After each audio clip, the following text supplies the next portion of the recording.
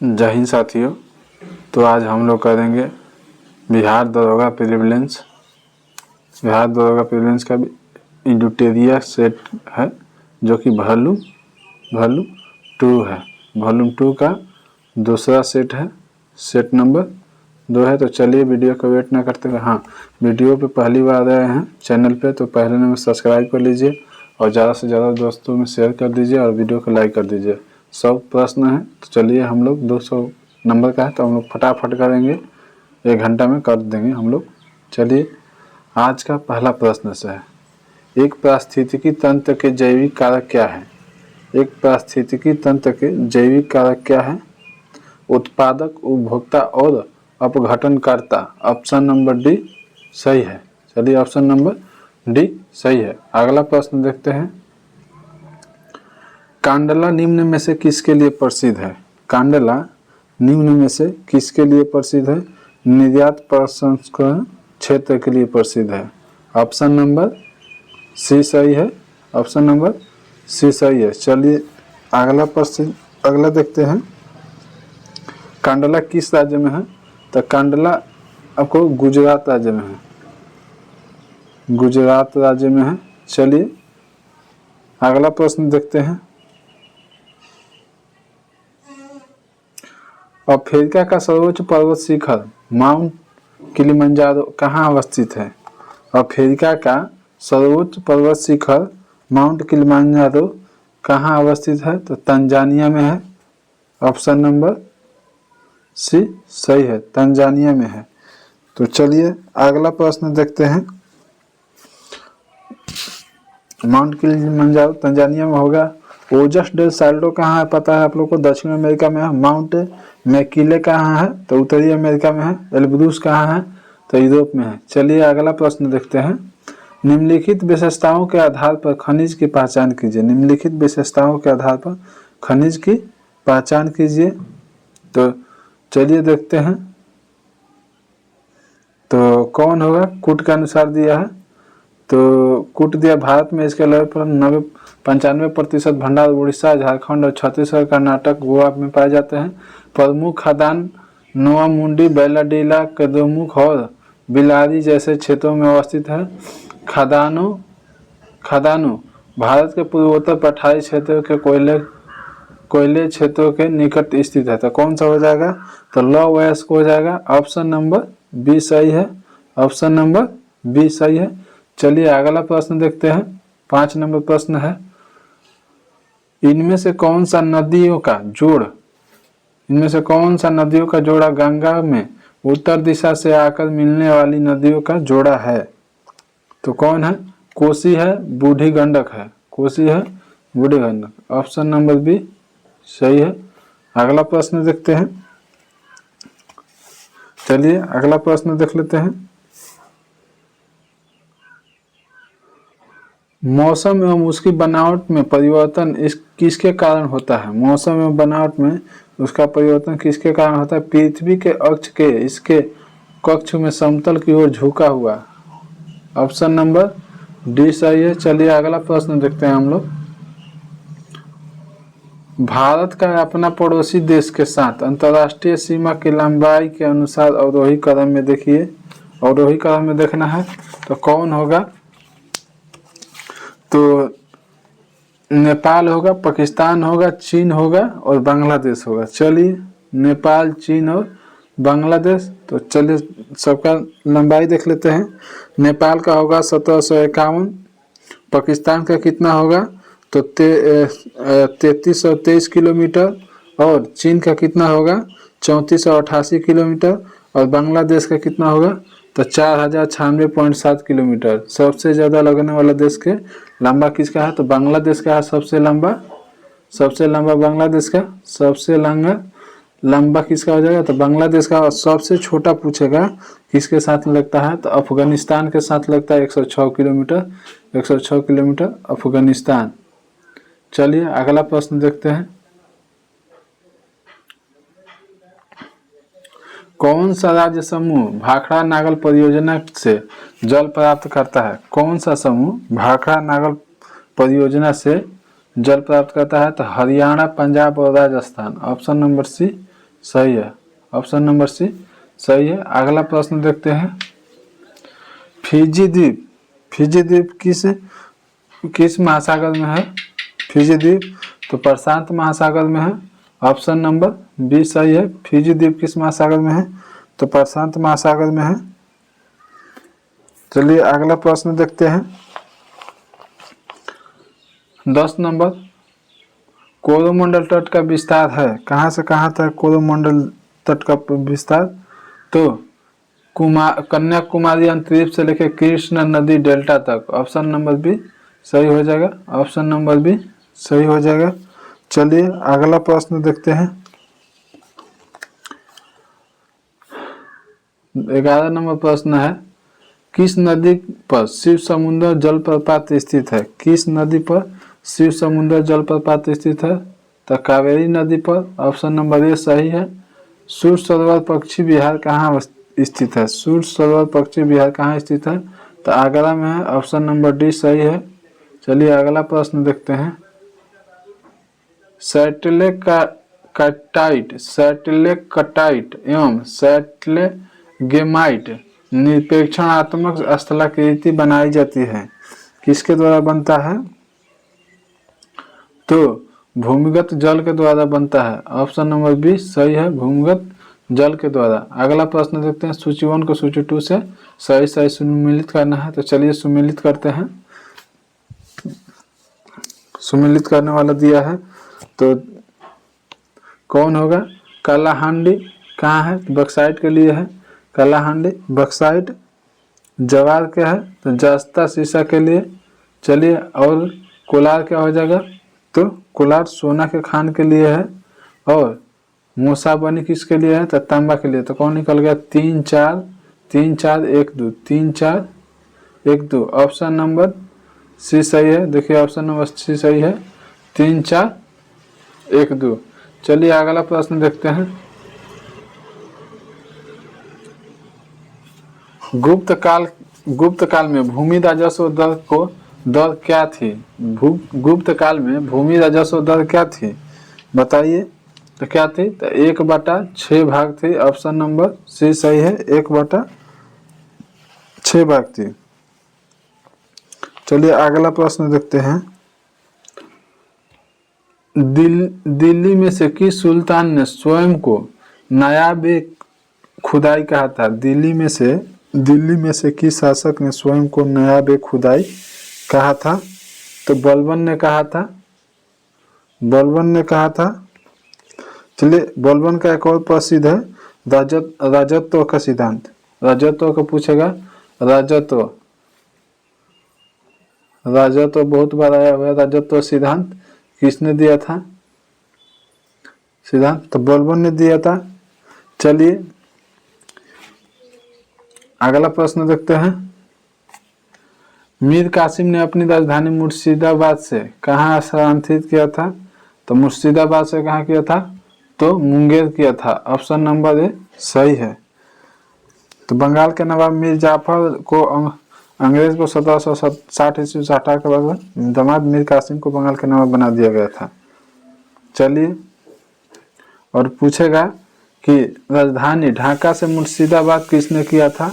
तो मुर्शिद कुली खान ने किया था।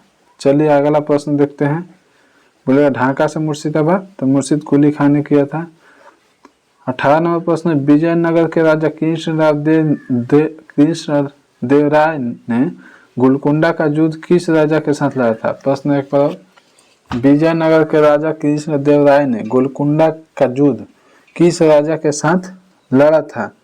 तो कुल्ली कुतुब शाह के द्वारा साथ लड़ा था। चलिए अगला प्रश्न देखते हैं, इसमें से कौन सही है? तो असहयोग आंदोलन के संबंध में निम्नलिखित कथन में से कौन सा सही नहीं है? तो देखते हैं, जलियांवाला बाग नरसंहार के कारण महात्मा गांधी ने आंदोलन को स्थगित कर दिया था, यही सही है। ऑप्शन नंबर नहीं किया था, स्थगित नहीं किया था। चलिए यही हमारा सही हो जाएगा, बाकी सब सही है। असहयोग आंदोलन 1920 में शुरू किया गया था और 1922 में समाप्त किया गया था, बिल्कुल सही है। बारदोली प्रस्ताव में गांधी जी ने इस आंदोलन को वापस लेने की घोषणा की थी, सही है। इस आंदोलन में मुस्लिम समुदाय के व्यापक स्तर पर भाग लिया गया था, चलिए ये भी सही है। अब 20 नंबर प्रश्न देखते हैं। अशोक के संबंध में निम्नलिखित कथनों पर विचार कीजिए। तो अशोक पहले ऐसा शासक था जिसे अभिलेख द्वारा जनता तक अपना संदेश पहुंचाने की कोशिश किया, सही है। अशोक के ज्यादातर अभिलेख खरोष्टी लिपि में लिखे गए हैं, बिल्कुल गलत है, ज्यादातर नहीं लिखा गया है। चलिए, अशोक ने अपना एक अभिलेख में कलिंग युद्ध का वर्णन किया है, ये भी सही है। तो एक और 3 सही है। कौन सा ऑप्शन है? ऑप्शन नंबर सी सही है, ऑप्शन नंबर सी सही है। चलिए अगला प्रश्न देखते हैं। महात्मा गांधी द्वारा 1940 में प्रारंभ किए गए व्यक्तिगत सत्याग्रह के तीसरे सत्याग्रही कौन थे? तो ब्रह्मदत्त थे। चलिए, तो प्रथम कौन थे? तो प्रथम जवाहरलाल नेहरू थे प्रथम, और दूसरा था, चलिए प्रथम विनोबा भावे थे और दूसरा थे जवाहरलाल नेहरू। दिमाग से फटाक से उतर जाता है। दूसरा जवाहरलाल नेहरू थे, तीसरा ब्रह्मदत्त थे। प्रश्न एक बार, महात्मा गांधी द्वारा 1940 में प्रारंभ किए गए व्यक्तिगत सत्याग्रह के तीसरे सत्याग्रही कौन थे? तो ब्रह्मदत्त थे। दूसरा कौन थे? तो जवाहरलाल नेहरू थे। पहले कौन थे? तो विनोबा भावे। चलिए अगला प्रश्न देखते हैं। नवपाषाण काल में औजार के संदर्भ में निम्नलिखित कथन पर विचार कीजिए। चलिए करते हैं। औजार पॉलिश किए जाते थे, बिल्कुल सही है, पॉलिश किए जाते थे। इस अवधि में ओखल और मूसल का उपयोग अनाज को पीसने के लिए किया जाता था, ये भी सही है। दोनों का दोनों सही है, हमारा ऑप्शन नंबर सी सही है। चलिए अगला प्रश्न देखते हैं हम लोग। 23 नंबर प्रश्न है कि 1919 में खिलाफत समिति का गठन कहाँ किया गया था? तो 1919 में खिलाफत समिति का गठन कहाँ किया गया था? तो बम्बई में किया गया था, ऑप्शन नंबर बी सही है, बम्बई में किया गया था। अगला प्रश्न देखते हैं। सुमेलित करने वाला दिया है, चलिए सुमेलित कर देते हैं हम लोग डायरेक्ट। क्या? तो शेख निजामुद्दीन औलिया किस सिलसिले से थे? तो चिश्ती सिलसिले से थे, 1 का 3 हो जाएगा। बहाउद्दीन जकारिया किससे थे? तो सुहरावर्दी सिलसिले से थे। मियां मीर किससे थे? तो कादरी से। और अहमद सरहिंद किससे से? तो नक्शबंदी से थे। चलिए, तो पहला का 3, दूसरा का 2, पहला का 3। तो चलिए इसका देख लेते हैं। 3 तो ऑप्शन नंबर बी सही है, ऑप्शन नंबर बी सही है। चलिए अगला प्रश्न देखते हैं। निम्नलिखित कथनों में से कौन सा कथन असत्य है? निम्नलिखित कथनों में से कौन सा कथन असत्य है? रॉबर्ट क्लाइव बंगाल के प्रथम गवर्नर जनरल थे, बिल्कुल गलत है, ये नहीं थे। विलियम बेंटिक भारत के प्रथम गवर्नर जनरल थे, हाँ सही है। और लॉर्ड कैनिंग भारत के प्रथम वायसराय थे, ये भी सही है। श्री राजगोपालाचारी स्वतंत्र भारत के पहले भारतीय गवर्नर जनरल थे, सही है। चलिए तो ये देख लेते हैं।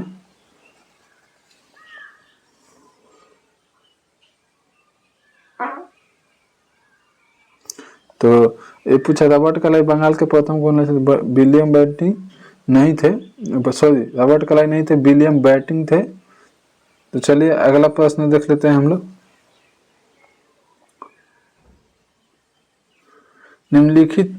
निम्नलिखित का मिलान कीजिए, मिलान करने वाला है। तो चलिए मिलाते हैं हम लोग सूची 1 को सूची 2 से। सीमांत गांधी किसे कहते हैं? तो खान अब्दुल गफ्फार खां को, 1 का 4 हो जाएगा। The old man of India दादा भाई नौरोजी, 2 का 3 हो जाएगा। महामना किसे कहा जाता है? तो मदन मोहन मालवीय को, भारत का लौह पुरुष सरदार वल्लभ भाई पटेल को। तो 1 के 4, 2 के 3, 1 के 4, 2 के 3 किस में है? तो ऑप्शन नंबर बी सही है, ऑप्शन नंबर बी सही है। चलिए अगला प्रश्न देखते हैं। 26 नंबर, कहा निम्न संधियों में से क्रम सजाइए। तो इसको सजाना है। कौन पहले आया था? तो कौन आया था पहले देखेंगे। अमृतसर की संधि कब हुआ था? तो 1809 में हुआ था। 1809 में हुआ था अमृतसर की संधि। बसिन की संधि कब हुआ था? 1802 में हुआ था। 1802 में हुआ था। श्रीरंगपट्टनम की संधि कब हुआ था? तो 1792 में। 1792 में। सालाबाई का संधि कब हुआ था? तो 1782 में। 1782 में। तो पहले कौन आएगा? पहले 4 आएगा, पहले 4 आएगा, उसके बाद 3 आएगा, उसके बाद 2 आएगा, उसके बाद 1 आएगा। 4, 3, 2, 1 कौन है? ऑप्शन नंबर सी सही है। चलिए अगला प्रश्न देखते हैं हम लोग। इजराइल और उसके अरब पड़ोसी के बीच योम किपुर युद्ध किस वर्ष लड़ा गया था? इजराइल और उसके अरब पड़ोसियों के बीच योम किपुर युद्ध किस वर्ष लड़ा गया था? बताइए किस वर्ष लड़ा गया था? तो अक्टूबर 1973 में लड़ा गया था। ऑप्शन नंबर बी सही है, अक्टूबर 1973 में लड़ा गया था। चलिए अगला प्रश्न देखते हैं। केंद्रीय बजट 2025-26 में प्रभावी राजस्व घाटा कितने रहने का अनुमान लगाया गया है? तो 0.3%। प्रभावी राजस्व घाटा कितना प्रतिशत अनुमान लगाया गया है? 0.3%। अगला प्रश्न देखते हैं हम लोग। 30 नंबर, यूक्रेन ने रूस पर अब तक का सबसे बड़ा हमला किया है। इस हमले को यूक्रेन ने क्या नाम दिया है? तो operation spider wave. Operation spider wave. Option number B सही है। चलिए अगला प्रश्न देखते हैं। रॉयल चैलेंजर्स बेंगलुरु ने अपना पहला खिताब किस टीम के हराकर अपने नाम किया है? प्रश्न एक बार और। रॉयल चैलेंजर्स बेंगलुरु ने अपना पहला खिताब किस टीम को हराकर अपने नाम किया है? तो किंग्स 11 पंजाब को। किंग्स 11 पंजाब को। ऑप्शन नंबर डी सही है। आप लोग तो आईपीएल देखते हैं, सबको पता है। चलिए अगला देखते हैं। राफेल लड़ाकू विमान के उत्पादन के लिए फ्रांस ने दसाल्ट एविएशन ने टाटा एडवांस सिस्टम लिमिटेड के साथ मिलकर भारत में कहां का उत्पादन इकाई लगाने की घोषणा की है? तो हैदराबाद की है। ऑप्शन नंबर बी सही है। चलिए अगला प्रश्न देखते हैं। प्रधानमंत्री के आर्थिक सलाहकार परिषद का अध्यक्ष किसे नियुक्त किया गया है? तो एस महेंद्र देव को नियुक्त किया गया है। ऑप्शन नंबर बी सही है, एस महेंद्र देव को। चलिए अगला प्रश्न देखते हैं। शेरे कश्मीर कृषि विज्ञान और प्रौद्योगिकी विश्वविद्यालय ने पशु जैव प्रौद्योगिकी के प्रोफेसर डॉक्टर रियाज अहमद शाह ने नेतृत्व में विशेषज्ञों के एक टीम ने भारी पहली जीन संपादित बनाकर महत्वपूर्ण सफलता हासिल की है।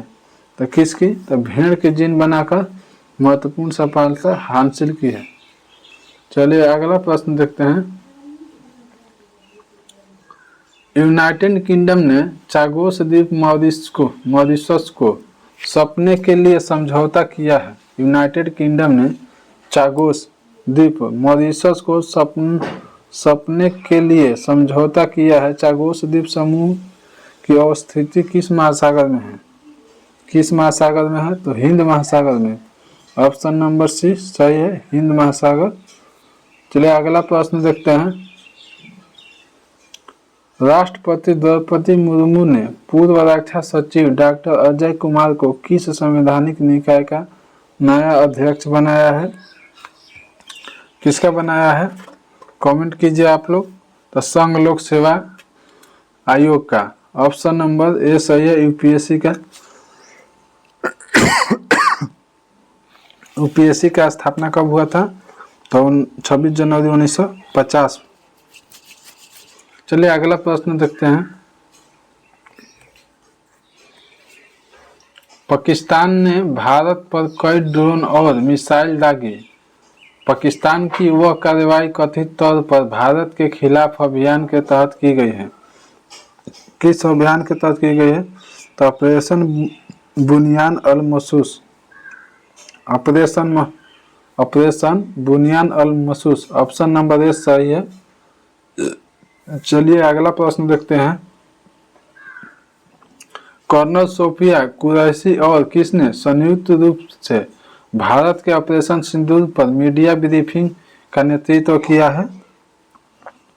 तो wing commander Yomika Singh. Wing commander Yomika Singh. Option number B सही है। चलिए एक बार और प्रश्न पढ़ते हैं। कर्नल सोफिया कुरैशी और किसने संयुक्त रूप से भारत के ऑपरेशन सिंदूर पर मीडिया ब्रीफिंग का नेतृत्व किया है?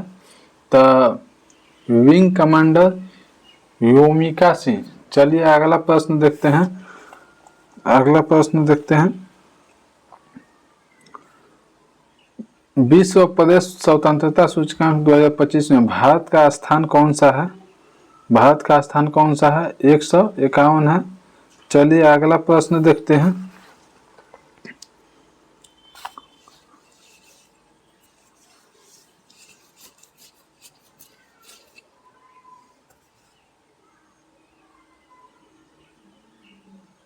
सार्वजनिक क्षेत्र का बैंक ऑफ महाराष्ट्र ने किस ट्रेन में एटीएम का किस ट्रेन में देश का पहला एटीएम लगाया है? तो Panchvati express. Option number B सही है। सार्वजनिक क्षेत्र का बैंक ऑफ महाराष्ट्र ने किस ट्रेन में देश का पहला एटीएम लगाया है? पंचवटी ट्रेन। चलिए पंचवटी ट्रेन। अगला प्रश्न है।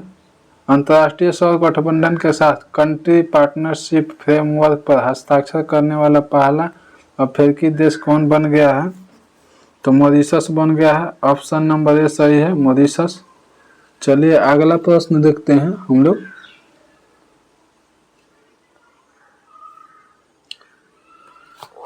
भारतीय हवाई अड्डों पर बंदरगाहों का उपयोग करके तीसरे देशों को निर्मित करने के लिए किस देश को दी जाने वाली ट्रांसशिपमेंट सुविधा को भारत ने वापस लिया है? भारत ने वापस लिया है। तो बांग्लादेश का। ऑप्शन नंबर सी सही है। बांग्लादेश। चलिए अगला प्रश्न देखते हैं हम लोग। भारत की किस हस्ती को लिस्बन शहर के सिटी की ऑफ ऑनर से सम्मानित किया गया है? तो द्रौपदी मुर्मू को। ऑप्शन नंबर सी सही है। चलिए अगला प्रश्न। चौथा भारत अमेरिका त्रिसेवा संयुक्त अभ्यास टाइगर ट्रम्प 2025 का आयोजन कहाँ किया गया? Tiger Trump 2025। टाइगर ट्रम्प किस के बीच होता है? भारत और अमेरिका के बीच। टाइगर ट्रम्प 2025 हुआ कहाँ है? तो विशाखापट्टनम में हुआ है। ऑप्शन नंबर ए सही है। अगला प्रश्न देखते हैं। प्रत्येक वर्ष 21 जून को अंतर्राष्ट्रीय योग दिवस मनाया जाता है। वर्ष 2025 अंतर्राष्ट्रीय योग दिवस का थीम क्या है? तो एक पृथ्वी एक स्वास्थ्य के लिए योग। एक पृथ्वी एक स्वास्थ्य के लिए योग। ऑप्शन नंबर बी सही है। चलिए ऑप्शन नंबर बी सही है। अगला प्रश्न देखते हैं। सरस्वती सम्मान 2024 किसे प्रदान करने की घोषणा की गई है? सरस्वती सम्मान 2024 किसे देने की घोषणा किया गया है? तो साधु भद्रेश दास को। ऑप्शन नंबर बी सही है। साधु भद्रेश दास को। चलिए अगला प्रश्न देखते हैं। निम्नलिखित में से कौन सा अनुच्छेद मानव के दुर्व्यापार और बंधुआ मजदूरी पर रोक से प्रतिबंध लगाता है? प्रश्न एक बार। कौन सा अनुच्छेद मानव के दुर्व्यापार और बंधुआ मजदूरी पर रोक से संबंधित है? तो अनुच्छेद 23 के 1। ऑप्शन नंबर बी सही है। चलिए तो 22 में क्या है? अभिव्यक्तियों का साझा पाए गए पाए लोगों का अधिकार। और 23 के 2 में है कि कोई बात राज्य को सार्वजनिक प्रयोजन के लिए अनिवार्य सेवा अध्यारोपित करने का निर्वाहित नहीं करेगा। चलिए 24 में क्या है, तो कारखाना आदि में बालकों का नियोजन का प्रतिबंध। चलिए अगला प्रश्न देखते हैं। यदि कोई व्यक्ति ऐसे पद पर नियुक्त हो गया है जिस पर उसका कोई कानूनी हक नहीं है, तो ऐसे स्थिति में न्यायालय कौन सा रिट जारी करेगा? तो निषेध भी कौन जारी करेगा? तो अधिकार परीक्षा, ऑप्शन नंबर सी सही है। चलिए अगला प्रश्न देखते हैं। निम्नलिखित में से कथनों पर विचार कीजिए।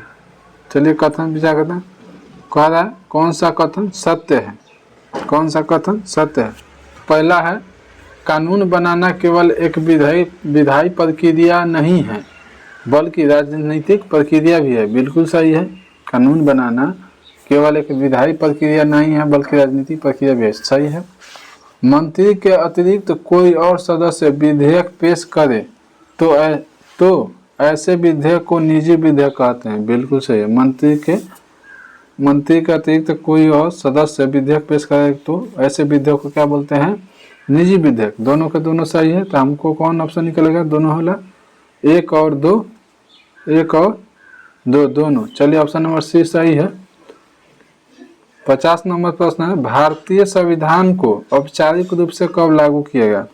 भारतीय संविधान को औपचारिक रूप से कब लागू किया गया? 26 जनवरी 1950 को, 26 जनवरी 1950 को। और 26 नवंबर कहेगा 26 नवंबर 1949 को। तो संविधान को क्या किया गया था? अंगीकृत किया गया था। चलिए अगला प्रश्न देखते हैं। निम्नलिखित में से कौन सा कथन असत्य है? चलिए देखते हैं। ऑप्शन नंबर ए है 1960 में बम्बई से अलग कर महाराष्ट्र और गुजरात को बनाया गया था। ये सही है। मणिपुर के अलग करके 1972 में मेघालय राज्य बनाया गया था। एक गलत है। नागालैंड राज्य का स्थापना 1963 में हुआ था। ये भी सही है। मिजोरम और अरुणाचल प्रदेश का स्थापना 1987 में हुआ था। चलिए तो हमारा कौन सा ऑप्शन नंबर बी सही निकल गया। चलिए अगला प्रश्न देखते हैं। इंदिरा गांधी से संबंधित निम्नलिखित कथनों में से कौन सा असत्य है? चलिए देखते हैं। ये 1966 से 67 तक और फिर 1980 से 84 तक भारत के प्रधानमंत्री इंदिरा गांधी। बिल्कुल सही है। चलिए अगला देखते हैं। सही निकल गया पहला नंबर, तो पहला सही है। इंदिरा गांधी की सरकार के शुरुआती समय में रुपयों का अवमूल्यन हुआ। ये भी सही है। इन्होंने गरीबी हटाओ का नारा दिया। बिल्कुल सही है। लाल बहादुर शास्त्री के मंत्रिमंडल में इन्होंने विदेशी मंत्रालय के प्रभार संभाला था। बिल्कुल गलत है, नहीं संभाला था। चलिए ऑप्शन नंबर डी सही हो गया। अगला प्रश्न देखते हैं। निम्नलिखित में से कौन सा भारतीय संविधान की प्रारूप समिति के सदस्य नहीं थे? प्रारूप समिति में 7 सदस्य थे। तो चलिए देख लेते हैं 7 सदस्य कौन कौन थे। तो निकल जाएगा कौन नहीं है। पहला हो जाएगा B.R. अम्बेडकर, ठीक है। एन गोपाल स्वामी अयंगर,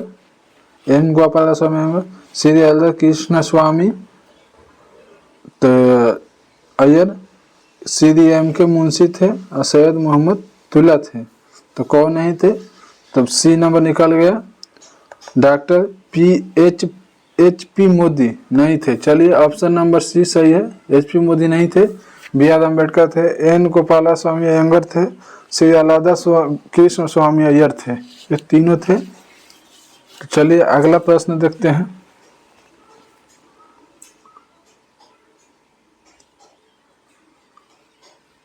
प्राकृतिक पर्यावरण की रक्षा करे और उसका संवर्धन करे, उसका उपबंध में किससे संबंधित है, उसका उपबंध में किससे संबंधित है, तो मूल कर्तव्य से। मूल कर्तव्य भाग 4 के क में है, अनुच्छेद 51 के क में। चलिए अगला प्रश्न देखते हैं। 1976 का 40वां संशोधन अधिनियम भारत के संविधान के किस अनुच्छेद पर लागू किया गया था? भारत के किस अनुच्छेद पर लागू किया गया था? तो अनुच्छेद 297। ऑप्शन नंबर ए सही है। अगला प्रश्न देखते हैं। निम्नलिखित में से कौन सा संविधान के अनुच्छेद 3 के तहत संसद के कानून द्वारा संभव नहीं है? संसद के कानून के द्वारा संभव नहीं है। तो देख लेते हैं।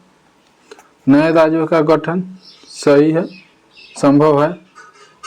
राज्यों के क्षेत्रों का परिवर्तन, ये भी सही। अनुच्छेद 3 के तहत राज्यों के सीमाओं का परिवर्तन, ये भी सही है। लेकिन नए राज्यों के लिए राज्यसभा के सीटों का निर्धारण ये नहीं करेगा। ऑप्शन नंबर डी गलत है, तो हमारा सही हो जाएगा। इसमें पूछा कौन संभव नहीं है, तो यही संभव नहीं है। अगला प्रश्न देखते हैं। दूसरी पंचवर्षीय योजना के संबंध में निम्नलिखित कथनों पर विचार कीजिए। दूसरी पंचवर्षीय योजना के संबंध में निम्नलिखित कथनों पर विचार कीजिए। इनमें से कौन कथन सत्य है? तो चलिए देखते हैं कौन कथन सत्य है। दूसरी पंचवर्षीय योजना में भारी उद्योग के विकास पर जोर दिया गया था, सही है।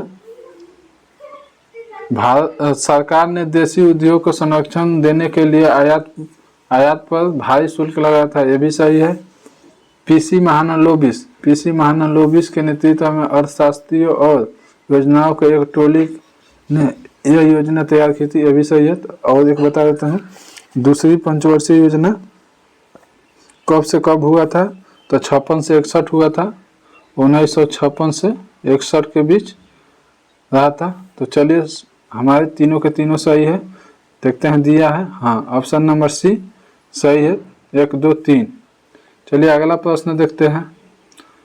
भारत में समावेशी विकास की अवधारणा किस पंचवर्षीय योजना में मुखर हुई? किस पंचवर्षीय योजना में मुखर हुई? तो 11वीं पंचवर्षीय योजना, ऑप्शन नंबर डी सही है। 11वीं पंचवर्षीय योजना। 11वीं पंचवर्षीय योजना का कार्यकाल क्या था? 2007 से 2012। 2007 से 2012। चलिए अगला प्रश्न देखते हैं। 59 नंबर। नरेगा के संदर्भ में निम्नलिखित कथनों पर विचार कीजिए। चलिए करते हैं। उपयुक्त कथनों में से कौन सा सत्य है? तो देखते हैं कौन सा सत्य है। इसे 2005 में अपनाया गया था, बिल्कुल सही है। इसका उद्देश्य प्रत्येक ग्रामीण परिवार के वयस्क मताधिकार को 100 दिन का रोजगार देना। नरेगा में 100 दिन बिल्कुल सही है। 2 अक्टूबर 2009 को इसे मनरेगा नाम कर दिया गया, ये भी सही है। 2 अक्टूबर 2009 को इसे मनरेगा नाम कर दिया गया। इसमें ग्राम सभा था, ग्राम पंचायत मुख्य भूमिका निभाती है, ये भी सही है। चारों का चारों सही है। चलिए तो ऑप्शन देखते हैं दिया है कि नहीं। ऑप्शन नंबर डी में दे दिया है। 1 2 3 4। चलिए अगला प्रश्न देखते हैं। बेरोजगारी से संबंधित आंकड़ों निम्नलिखित में से कौन से संस्था मंत्रालय जारी करता है? बेरोजगारी से संबंधित आंकड़ा निम्नलिखित में से कौन सा संस्था जारी करता है? तो राष्ट्रीय सांख्यिकी कार्यालय, ऑप्शन नंबर बी सही है, जिसे इंग्लिश में कहते हैं NSO। चलिए अगला प्रश्न देखते हैं। भारत में वित्तीय वर्ष की अवधि होती है। भारत में वित्तीय वर्ष की अवधि होती है तो 1 अप्रैल से 31 मार्च तक। ऑप्शन नंबर ए सही है। अगला प्रश्न देखते हैं हम लोग। निम्नलिखित में से कौन सा एक राजकोषीय नीति के 3 मूल उद्देश्यों में शामिल है? तो समृद्धि, ऑप्शन नंबर डी सही है। समृद्धि, ऑप्शन नंबर डी सही है। अगला प्रश्न देखते हैं।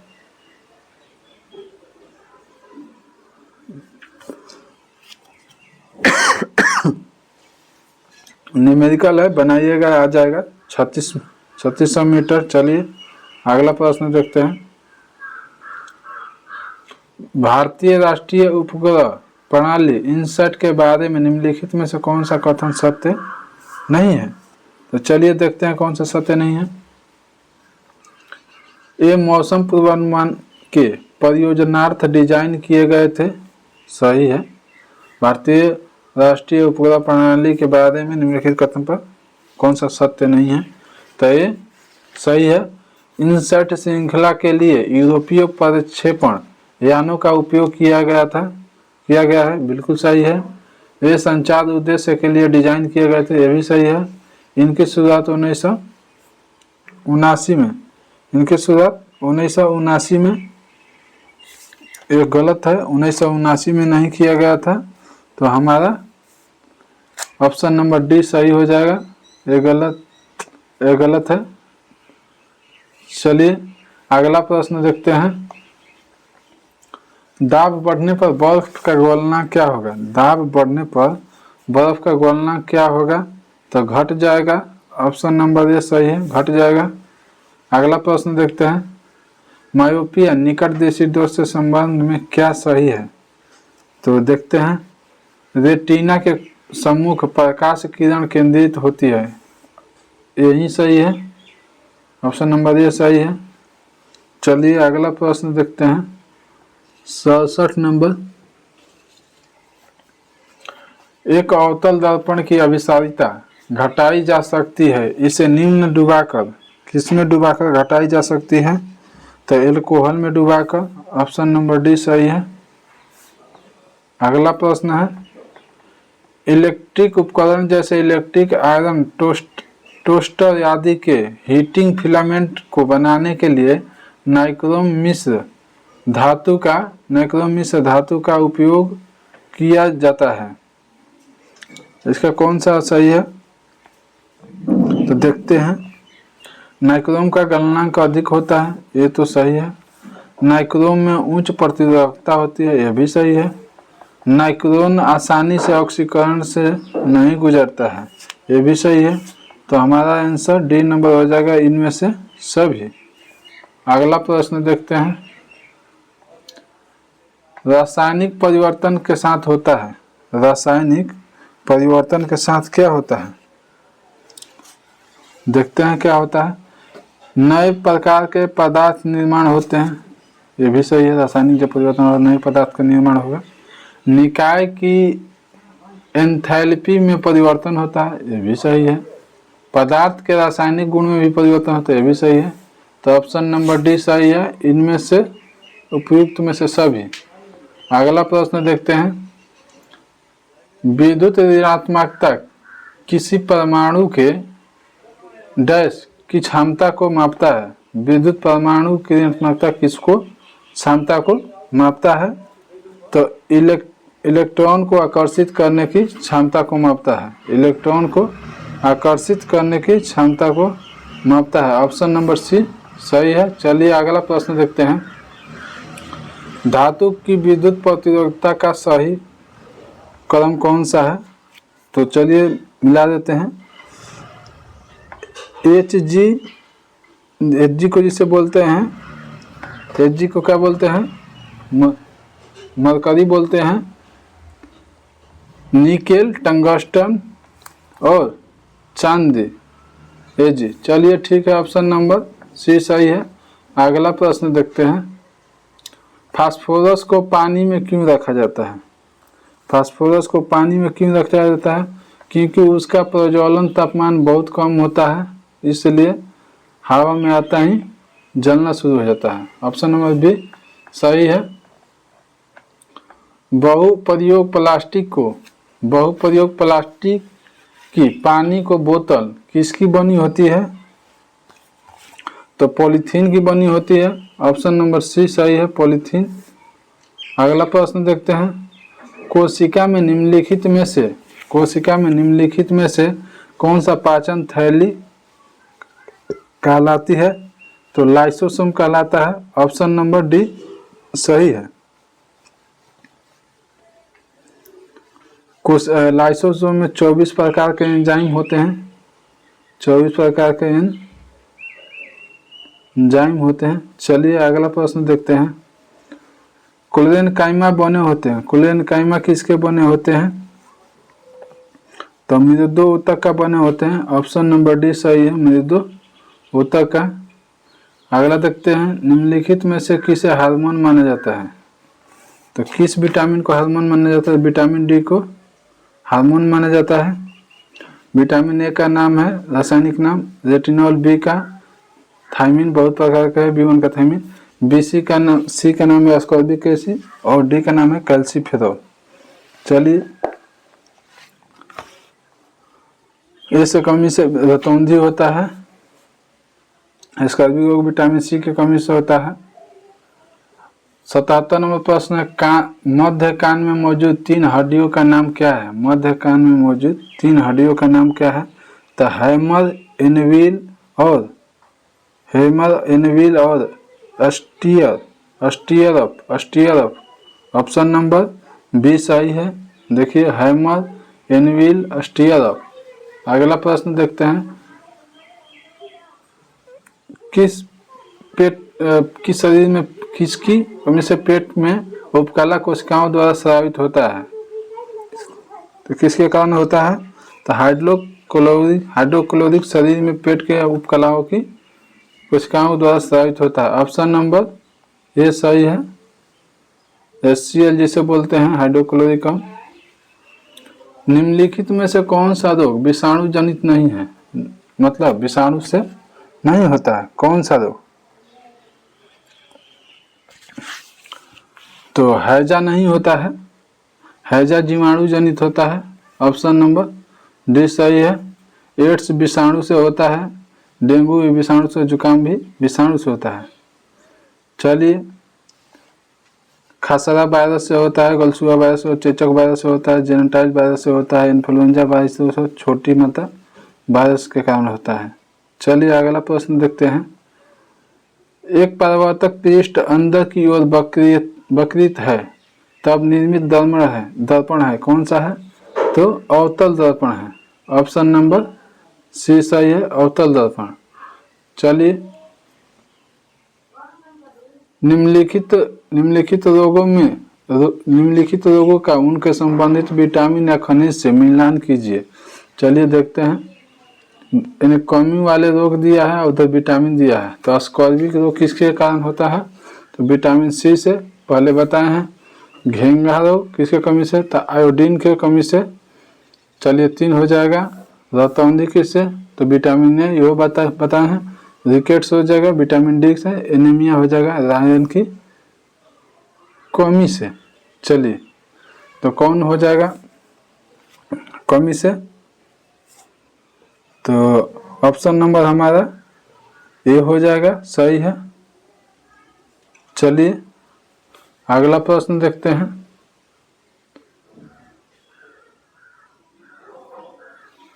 अगला प्रश्न है, देखते हैं।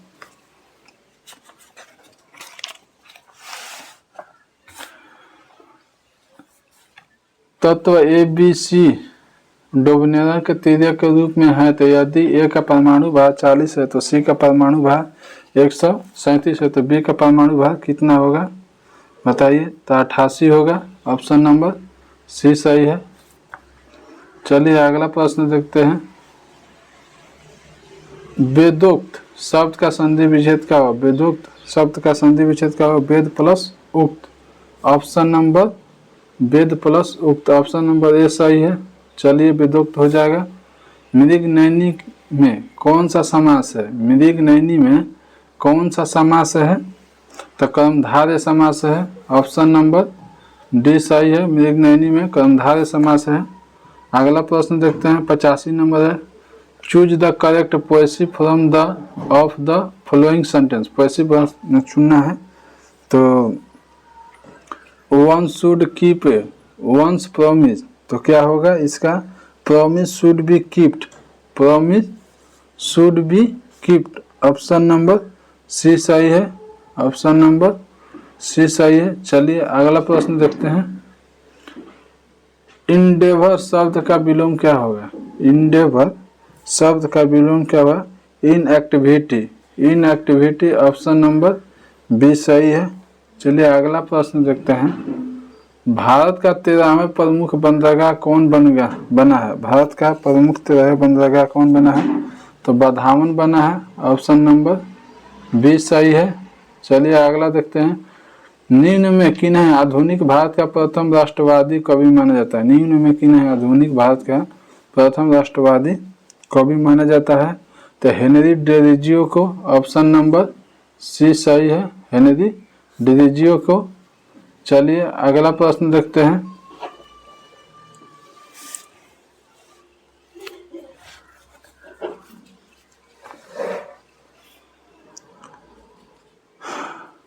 प्रथम गणतंत्र दिवस परेड निम्नलिखित में से किस वर्ष आयोजित किया गया था? तो 1950 को किया गया था। ऑप्शन नंबर सी सही है, 1950। 26 जनवरी 1950 को लागू हुआ था। चलिए अगला प्रश्न देखते हैं। राष्ट्रीय अंतरिक्ष दिवस किस तिथि को मनाए जाने की घोषणा हुआ है? तो 23 अगस्त। ऑप्शन नंबर बी सही है, 23 अगस्त। भारतीय वायुसेना को कितने कमांड में विभाजित किया गया? भारतीय वायुसेना को कितने कमांड में विभाजित किया गया है? तो 7 कमांड में। ऑप्शन नंबर सी सही है। अगला प्रश्न देखते हैं। किस वर्ष राजीव गांधी खेल रत्न पुरस्कार का नाम बदलकर मेजर ध्यानचंद खेल रत्न अवार्ड कर दिया गया है? तो 2021। ऑप्शन नंबर डी सही है। चलिए अगला प्रश्न देखते हैं।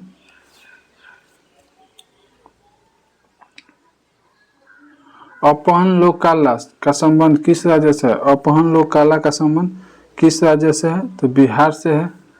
चलिए अगला देख लेते हैं। महाराष्ट्र का रंगोली हो जाएगा, गुजरात का साथिया हो जाएगा, महाराष्ट्र का रंगोली, गुजरात का क्या हो जाएगा? साथिया हो जाएगा, राजस्थान का क्या हो जाएगा? मंडना और मेहंदी, मंडना और क्या हो जाएगा? मेहंदी। चलिए मन्ना और मेहंदी। गोदना भी बिहार का है, गोदना भी आप लोग को याद रखना है, गोदना भी बिहार का है। और कुछ बनाते हैं। चौक पूरन कहाँ का हो जाएगा? उत्तर प्रदेश का हो जाएगा। अल्पन कहाँ का हो जाएगा? पश्चिम बंगाल असम का हो जाएगा। कोलम तमिलनाडु का हो जाएगा। तो चलिए अगला प्रश्न देखते हैं। निम्नलिखित का मिलान कीजिए। निम्नलिखित को मिलान करना है। तो सूची 1 को पीढ़ी दिया है और अंतराल दिया है। तो देखते हैं, पीढ़ी मिला देते हैं। जनरेशन एक्स 1965 से 80 हो गया। जनरेशन वाई 1981 से 86। जनरेशन जेड 87 से 2000। जनरेशन अल्फा 2010 से 24। चलिए तो निकल गया हमारा 2 4 2 4 1 3। 2 4 कौन है? 2 4 1 3। ऑप्शन नंबर सी सही है। चलिए अगला प्रश्न देखते हैं। ये मैथ का सवाल है, बनाने पे आंसर आएगा इसका 4995 आएगा। 4995। ऑप्शन नंबर सी सही है, 4995। अगला प्रश्न देखते हैं। ये भी रीजनिंग का है, ज्ञात करना है। इसका आंसर 256 आएगा। ऑप्शन नंबर सी सही है। अगला प्रश्न देखते हैं। एक चुनाव में 2 उम्मीदवार, ये भी मैथ का है, बनाने पर बना के देखिएगा। ये भी 31,000 आएगा। ऑप्शन नंबर ए सही है, मैथ का ही आ रहा है। तो चलिए ये भी रीजनिंग का है, ये रीजनिंग का है।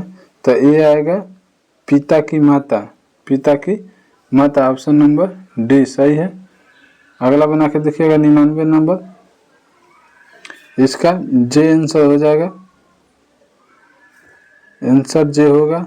ऑप्शन नंबर ए सही है। चलिए अगला 100 नंबर और लास्ट प्रश्न देखते हैं।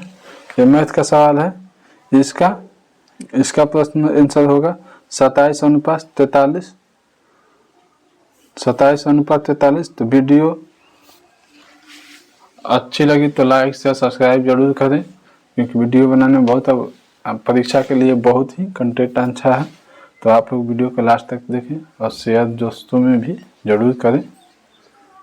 तो चलिए वीडियो को यहीं विराम करते हैं, मिलते हैं अगले सेट में। तो जय हिंद, जय भारत।